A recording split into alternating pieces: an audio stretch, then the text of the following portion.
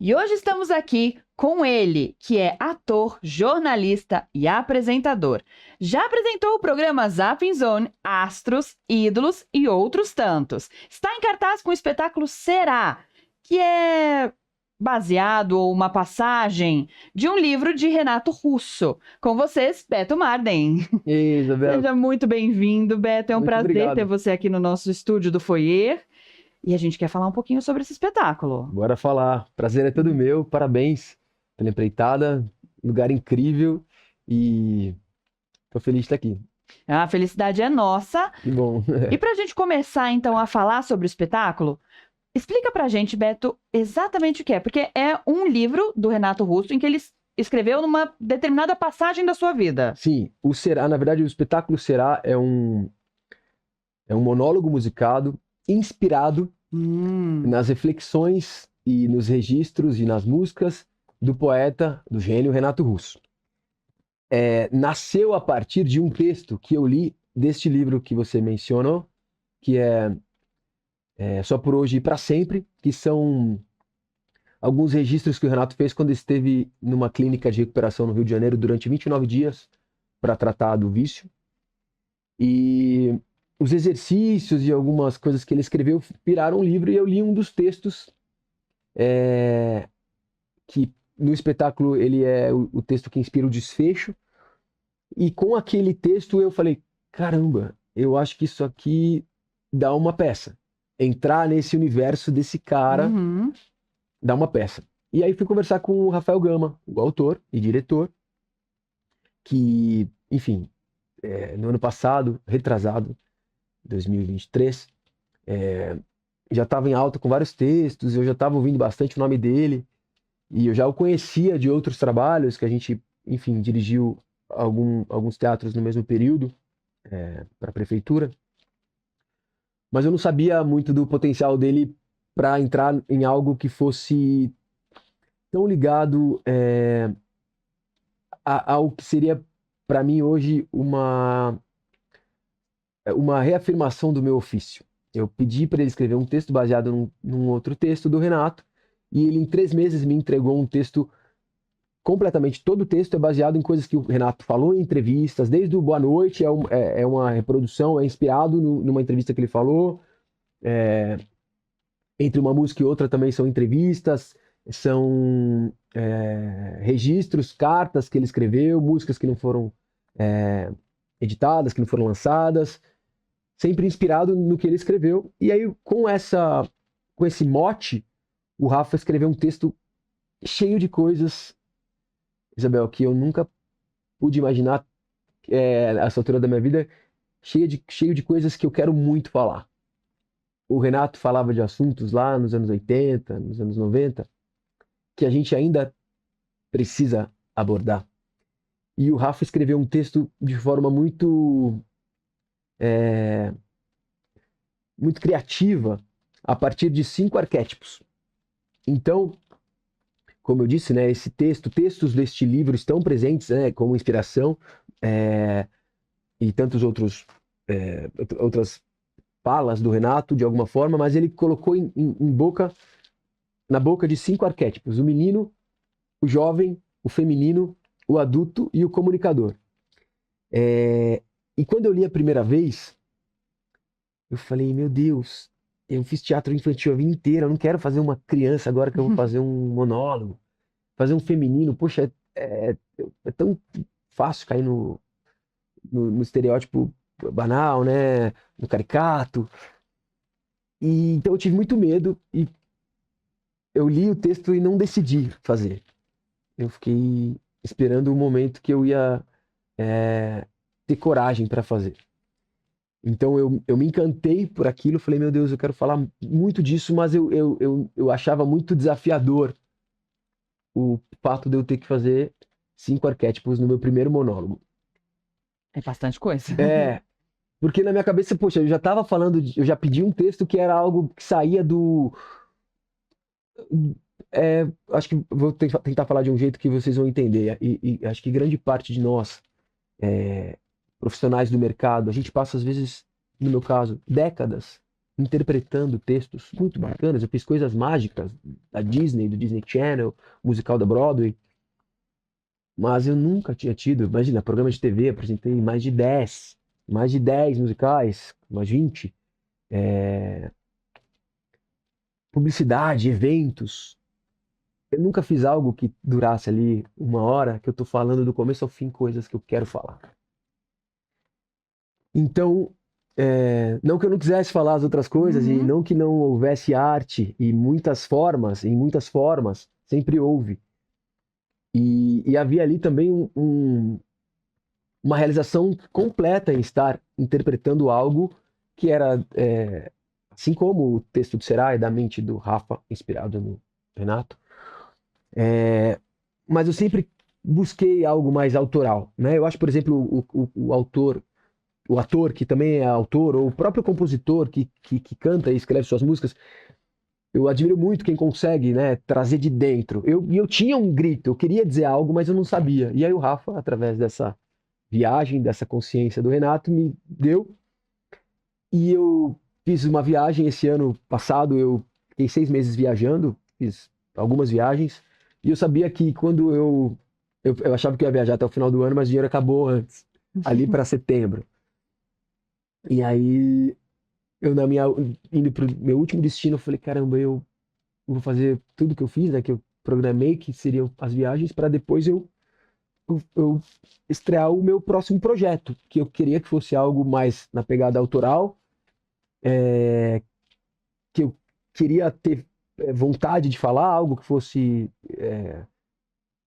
da- que tivesse ligado ao meu ofício, ao momento da minha vida, mas eu já tinha feito, sei lá, vários destinos e ainda não tinha vindo esse insight. Aí quando eu fui para o último destino, que foi para o Chile, quando eu cheguei lá, um amigo, numa conversa, a gente começou a ver que os temas que a gente falou, que são uma realidade no mundo, mas basicamente falar sobre saúde mental, diversidade, sexualidade, droga, política, é tudo que a gente precisa colocar em pauta para que as coisas sejam é, possivelmente vistas como forma de melhorar. Uhum. E aí, quando a gente começa a falar, você entende que muitos dos assuntos que a gente aborda e que a gente quer falar, como sorofobia, por exemplo,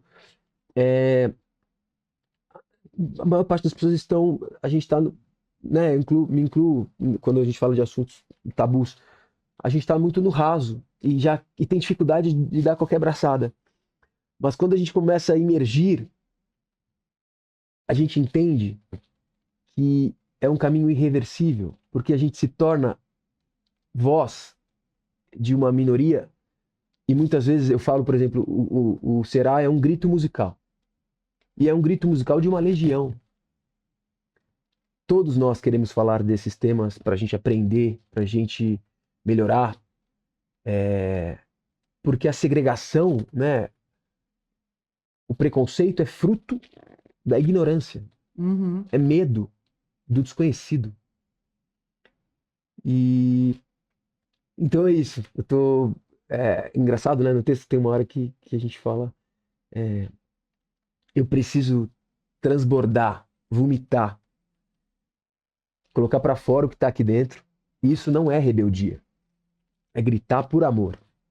Então, eu tô um pouco nessa vibe, Não, resumindo. isso é. Acho que essa frase realmente é o resumo perfeito.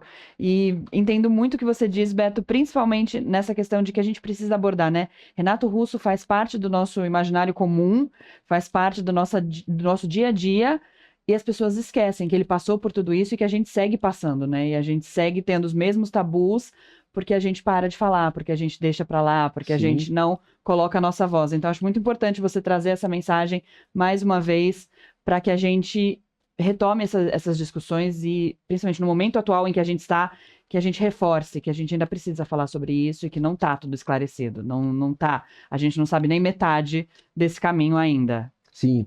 E o Renato era muito visionário, né? Imagina, ele falava desses temas lá 30, 40 anos atrás, na TV aberta. E eu sou da geração do Renato, mas eu não era fã.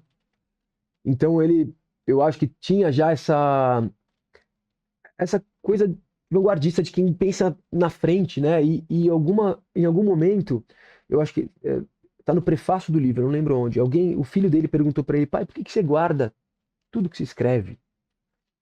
E ele disse que porque ele gostaria que a mensagem dele perdurasse pelo menos 30, 40 anos. Então, a gente ainda tem, a gente está no prazo que ele gostaria que a gente pudesse entender um pouco mais o que passava naquela cabeça. É, realmente genial, né? Com muitas sacadas nas músicas. É, como você disse, né? A gente tem o Renato e o seu repertório, os clássicos, no nosso imaginário. A gente cresceu ouvindo, né? Eu não era fã, mas eu sei cantar e aprendi as letras de grande parte das músicas, mas eu não tinha ideia dos porquês das músicas, né? E entendendo a história, lendo livros, vendo filmes, através da minha pesquisa junto com a do Rafa, pude entender muito mais a riqueza dessa obra, do quanto ele realmente se colocou à mercê da, da mensagem que ele tinha a trazer através da arte, né? Não simplesmente, tem outra frase dele maravilhosa, mas eu queria fazer arte, o mundo queria que eu fizesse dinheiro, eu só juntei as coisas. Então ele fez um trabalho super comercial, é, a musicalidade é genial, as letras são geniais, e e hoje, como eu disse, me vejo ainda muito no raso, aprendendo muito com ele, sabe? Passado um ano de estudo, eu não canso. Então tem músicas que eu ainda ouço e falo, caraca, queria que entrasse, mas o repertório já está repleto assim, de sucessos e não cabe mais por conta de tempo. Mas eu já quis inserir umas duas, três músicas que tem a ver também. E, e é isso, e está sendo um marco na minha carreira, de verdade. Com certeza. E, Beto, você falou um pouquinho de música. Queria te fazer uma pergunta. Qual música te toca mais no espetáculo? O espetáculo chama Será, por vários motivos. Mas quando eu concebi o projeto, quando eu vi esse texto, eu levei até o Rafa, eu já sabia que ia chamar Será porque eu acho o nome muito bacana, porque você pode falar, o Será veio do será? Será que ele é? Será que faz? Que será? Da pergunta. E na música também ele vem como uma interrogação, né? Será só imaginação? Será que nada vai acontecer? Será que é tudo isso em vão? E aí no espetáculo a gente canta Será? Sim, será? Vamos conseguir vencer. Então, eu gosto muito dessa música e era a minha preferida até conhecer Teatro de Vampiros. O Teatro dos Vampiros. Que é uma música que eu depois fui saber também que ele escreveu pensando muito na influência da televisão no nosso país. Por isso, Teatro dos Vampiros, TV. E eu fui é, durante muito tempo, né, desde a infância, um apaixonado por televisão. E hoje eu entendo o quanto a TV, o Sérgio Malandro, a Xuxa, o Silvio Santos nos influenciou, na sua geração, talvez outros nomes, o poder que essa mídia tem, né? Eu trabalho com TV também há mais de 20 anos. E aí o momento que eu canto essa música, a primeira estrofe principalmente, né? Sempre precisei de um pouco de atenção. Acho que eu não sei quem sou, mas sei do que não gosto. É, é a minha música preferida hoje, ela toda, mas no espetáculo ela tem uma importância muito muito grande, assim, que é quando eu me vejo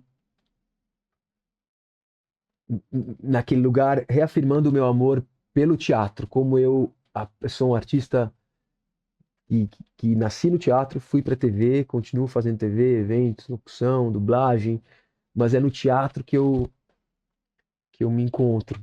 E é no teatro que eu me sinto curado. E o teatro sempre me põe nessa, nesse lugar de buscar